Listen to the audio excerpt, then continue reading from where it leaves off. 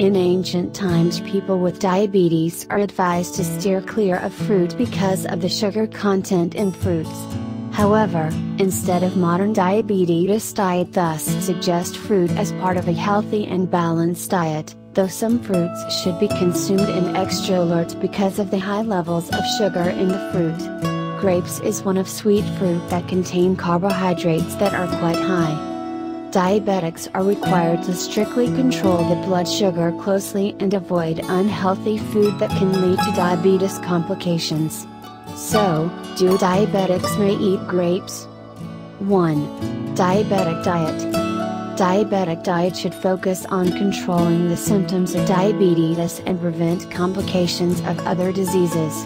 For most diabetics, this means consuming a meal high in fiber but low in fat, especially saturated fat. Saturated fats can contribute to arterial plaque, a common complication for people with diabetes.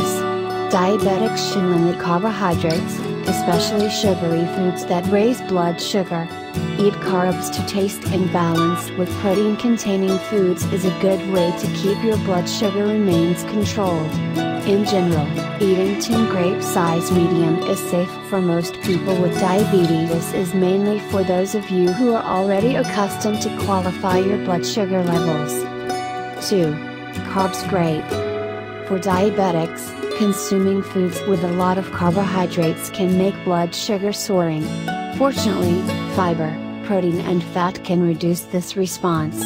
In a diabetic diet, limit carbohydrates that are consumed on diabetics each meal to a certain amount based on his own blood sugar response is different for each person and maybe drugs consumed are also influential.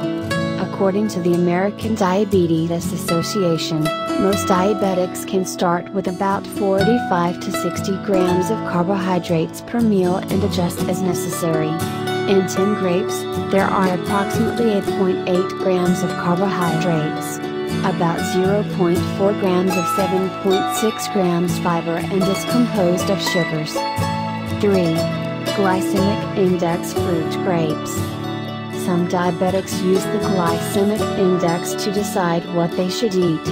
Glycemic index indicates how fast and high blood sugar increases in responding to certain carbohydrate-containing foods.